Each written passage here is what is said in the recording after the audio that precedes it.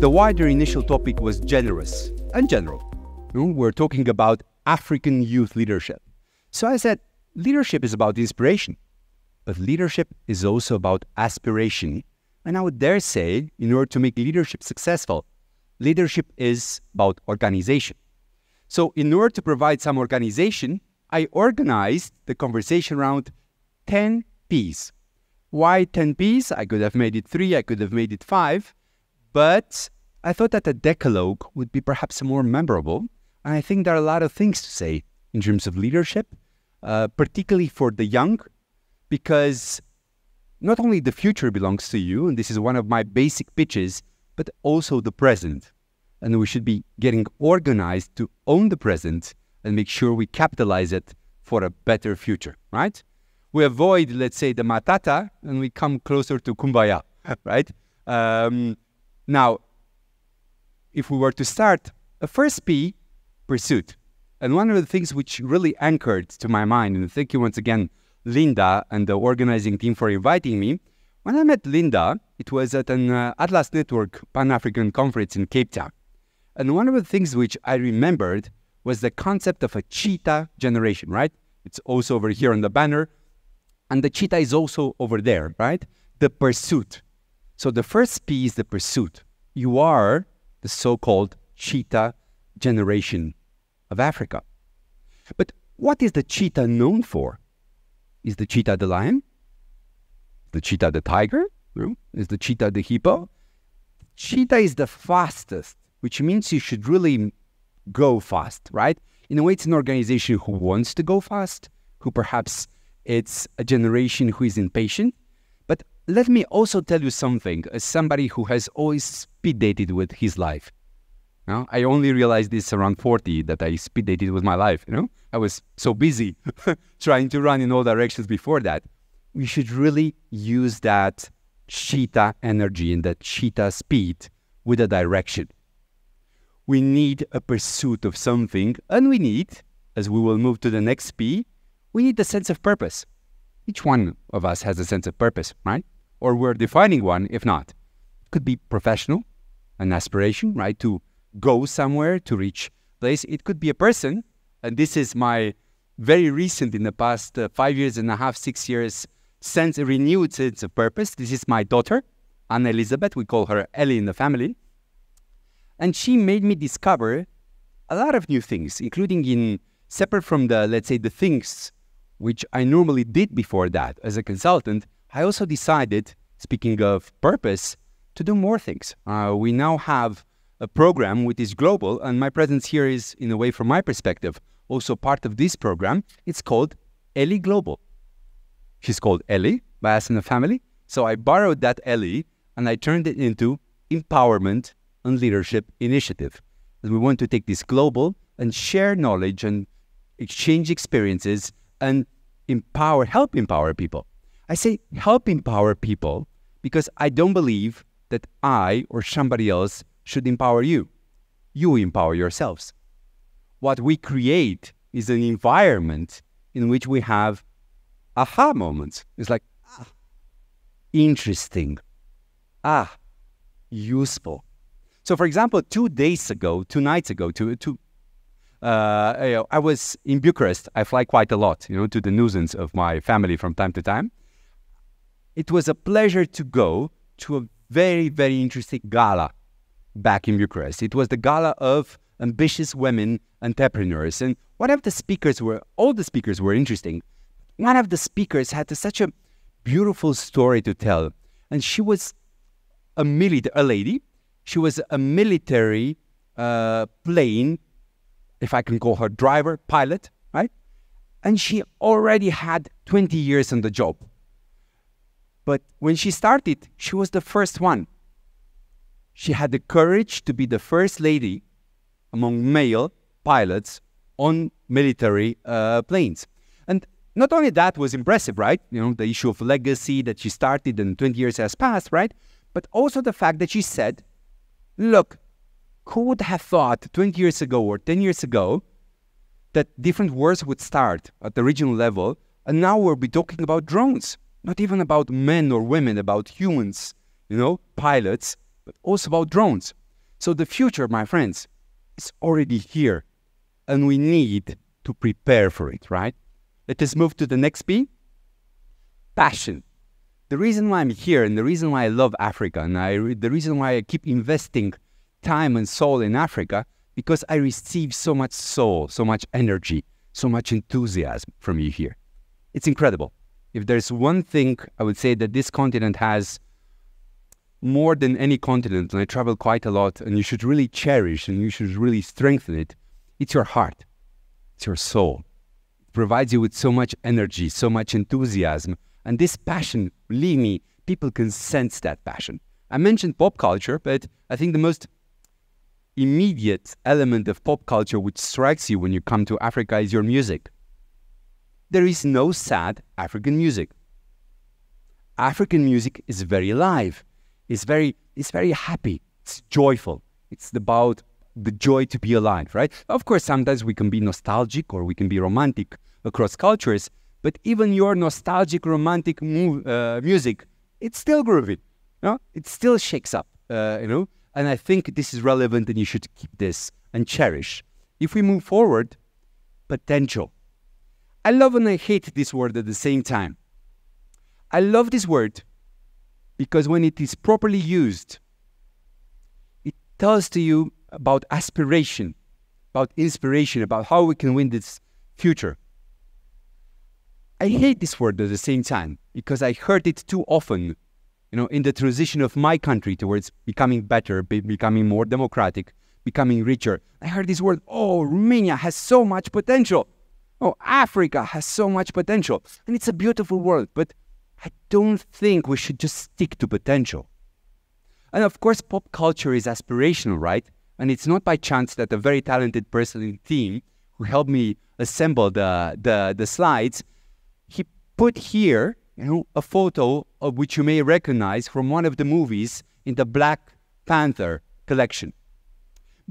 And here's what I want to connect with passion and put something on your radar. Pop culture is great because pop culture inspires us, right? Gives us wings. It shows model, leaders, right? Places where we can go. But pop culture, if we look more in depth, we should only be getting from pop culture what really helps us. I'll give you the example of Black Panther, right? It's a beautiful, advanced society in which beautiful, handsome people are courageous, are well-dressed, they live well, and they seem to be like a very advanced civilization. Am I right? This is the feeling that you're getting when you're watching, the Black Panther. And then you're asking from the first movie, what is the secret, right? And the secret is vibranium, right? But what is vibranium? It's still a metal. It's still a resource. It still sends me to the idea of mining, right? So my pitch towards you is the following. There is no shame to be rich in terms of mining. But you, as you well know, mining has been both a benefit and a curse, a blessing and a curse for Africa. We should use revenues, smart revenues from mining to invest in our people. I'm sure that somebody invested in you because you're here. I think you understand that you're privileged for being here because you have had access to education to a level that, combined with your aspiration, has made you want more, come for more. I think that's important. And believe me, there's also a privilege to be poor. I'm 42. I'm a kid of a communist dictatorship country, Romania in the 80s. And we were kids and we were poor. I mean, everybody was kind of poor back then, or pretty poor. You don't really sense you're poor when everybody's poor, right? You're just happy, joyful. And this is one of the things which I keep noticing in Africa, looking at kids. Kids here are naturally joyful, no matter how well dressed they are or not. And thank God, each year there is progress, social progress, in Africa. And we can see this and we should cherish this. And this is great. The continent is changed by its rising middle class. But there is no shame in being poor either, because there is a privilege in poverty in the sense that by being poor, you get the next P, if I may. You get participation, you want to be present at the table, and if I were to move forward, You get perseverance. You get grit. You want to succeed in life. Yes, speaking of participation, you all know the famous soundbite that life is won by people who show up. And I'm so happy you showed up. You know, when I spoke with a dear person before coming to Africa, you know, that person asked me, you know, what do you hope to get from that conference? That person is a bit more materialistic than me, you know. Essentially was asking if I get money or not, to simplify life, right? I say like, look, even if one person in the room, one person gets to implement at least part of the things which I have discovered myself by going to events, by meeting people which are much smarter, much more open, you know, much more energetic than me, then I think that person's life would have changed. And that person would have changed other people's lives, and so on. So there is a multiplicity factor which honestly can change all our lives for the better.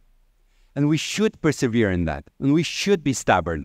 And please be stubborn. You know, my generation was stubborn, and we won. Most of the people of my generation won. Perhaps also because we had no choice but to win. You know, we had no choice but to rise. And if you're looking at Africa, and if you're looking at what we call demographic dividend, in short, the fact that you're going to be lots of you, young and billions. By 2050, 2 billion. By the end of the century, 1 decade after the end of the century, Africa is going to be bigger than Asia in terms of population. So it's not only that theoretically you own the future, but you're forced to own the present for that future to be good. We can't keep waiting, you know, for that, you know, far off, you know, kumbaya, peace, whatever. Peace is not coming. No? Passion, you know, passion, work, perseverance, the fact that we keep pushing, you know, another P, which I haven't mentioned on the slides, you know, for a better life. This is what will change Africa, and I see so much energy, and this is what I'm confident in you. If we move forward, principles.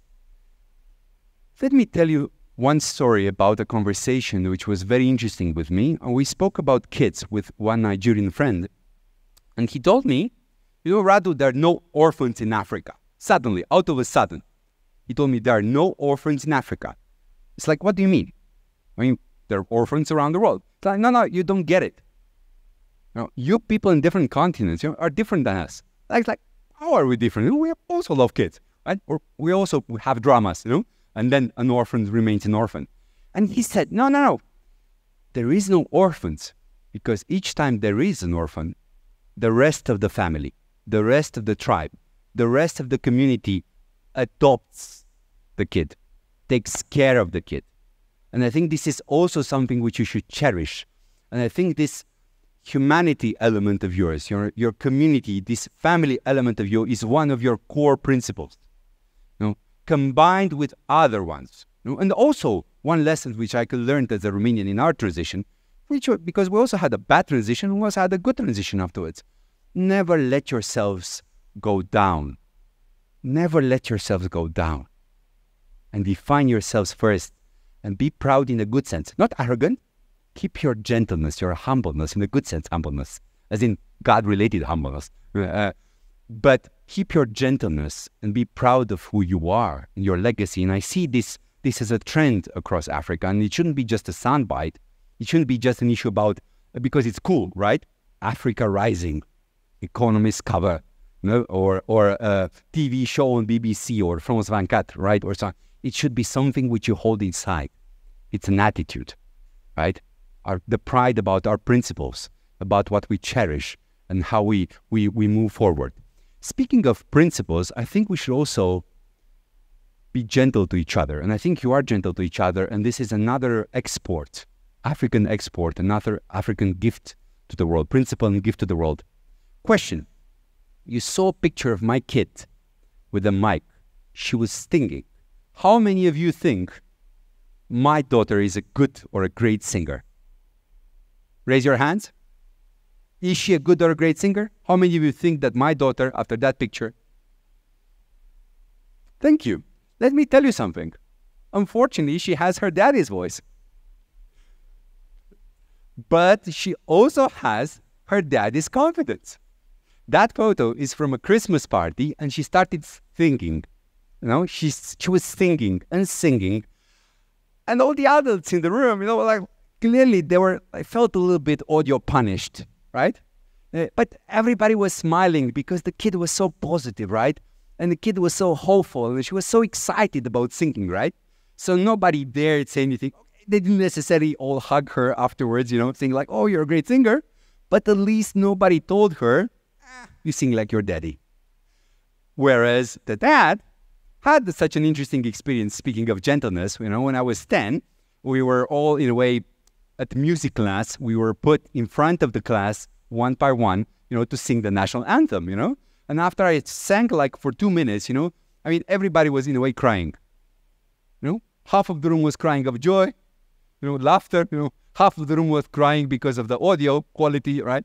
The music professor said like, Radu, told me Magdin, my family name, he said, I look at your grades, you have great grades, you only have 10s, you're a serious guy, you tried a lot, but my boy, never sing again, right?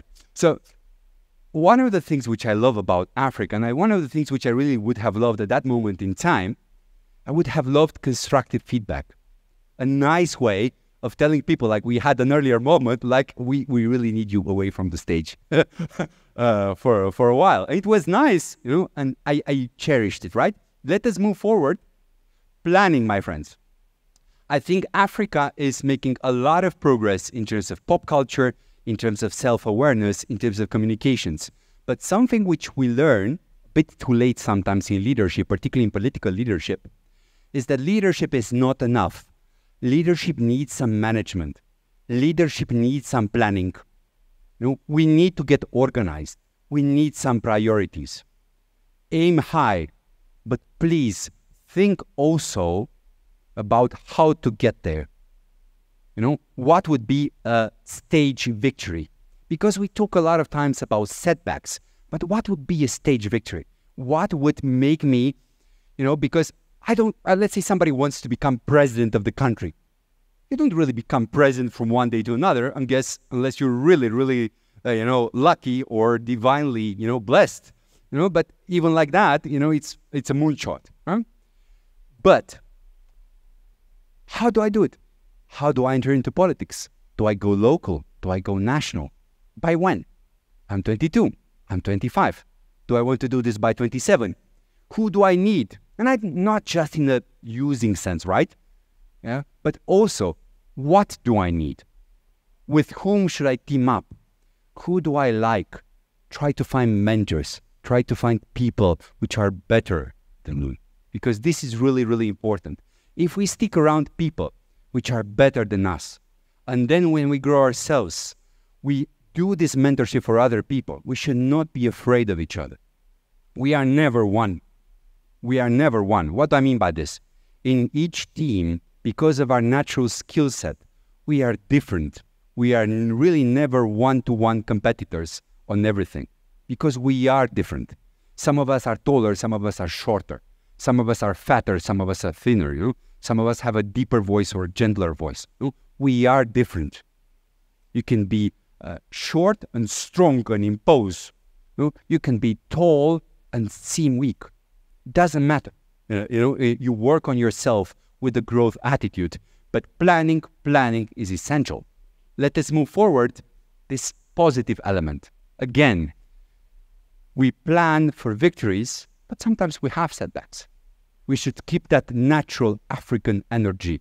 And not just, I noticed this sometimes when speaking even with senior stakeholders in my country, in other countries still in transition across the world, no matter the level of prosperity, I noticed something.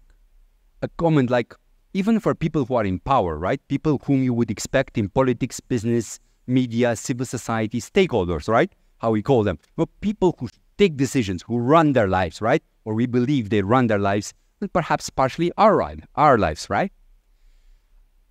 And I heard this comment all too often. Let's see what happens. If we all just see what happens, things just happen without us. Perhaps it's much better if separate from if we see what happens, we try to actually have an active role into what happens. And I think this is really important because this gets you to power. And there are different ways of power. We are different.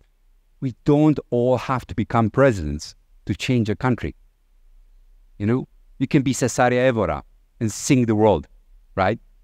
You know, you can be William Ruto, you know, or Kenyatta, you know, and make political history here in Kenya, you know, or Mandela to talk of a patriarch of politics in the symbol in Africa, right? You don't have to be. Not all of us get to be Elumelu, right? Or Dangote or Deuji, and so on. So, or Sawiris to complement also our friends, Egyptian friends from North Africa, right? So, again, there is a place for everyone. There are different ways of power. All too often, unfortunately, in more and more countries, all too often, we hear more about military power, hard power, coups. And I think we have a duty to fight, not only physically, you know, because not all of us are fit for battle, you know, literally, but also with the power of ideas. And if there is one invitation which I will keep renewing towards you, fight the battle of ideas. Define what is normal. Define what is good and bad. Because sometimes, you know, with so many 50 Shades of Grey, and I'm saying this in a very funny, non-movie sense, you know, we don't always see what's right and what's wrong. But I think in a lot of cases in life, we understand what's right and what's wrong, right? One of the things which, I'll give you an example. One of the things which really struck me, I think a year ago or 6 months ago, you know, ever since this COVID times, time is very relative. I no longer control my time, my agenda. I have the feeling that everything is everywhere all at once. But I think around 6 months ago, something happened in a beautiful country, tiny country in Southeast Europe, North Macedonia. A kid was bullied. I think the kid was under 10, was bullied because he had a disability. I think he had Down syndrome. He was bullied by fellow students in school. And it became a scandal in the media in 24 hours. Of course, it became a scandal. And speaking of leadership, you know, and power, you know what I found about this country and which made, I think, this country globally aware for something special that day about making things right when they seem wrong. By common sense, they seem wrong. The president of the country went the second day. Each time I talk about it, you know, I almost cry. You know, the president of the country went the second day with the kid by hand to school. This says something. And this, speaking of power, don't hesitate to use the whole palette of emotions that you have. It's okay to be vulnerable, right? People connect with you when you're vulnerable. You don't have to be a smartass, lady or man, you know, to impose. You don't have to be arrogant to impose. Speaking of power, body language is also important. Use your hands, you know, stay straight, you know, use your tonality. And so on, separate from reading a speech. You know, because this is important. We connect, we look into people's eyes, and we try to get the audience then somewhere where perhaps the audience wants to go or the audience hasn't been before, but may discover something special. Shall we move forward? In a summary, find your purpose and pursue it. Bring your passion and potential to the table and participate. Perseverance, principles, and planning will boost your positive power to change your life, and I'll give you 3 C's, you know, this time: your community, your country, and your continent. Because we did speak earlier on about AFCFTA, so beautifully summed up in AFTA. Because in between us, it's much more easy to remember AFTA, you know, than a combination of so many consonants, right? Let us move forward, friends.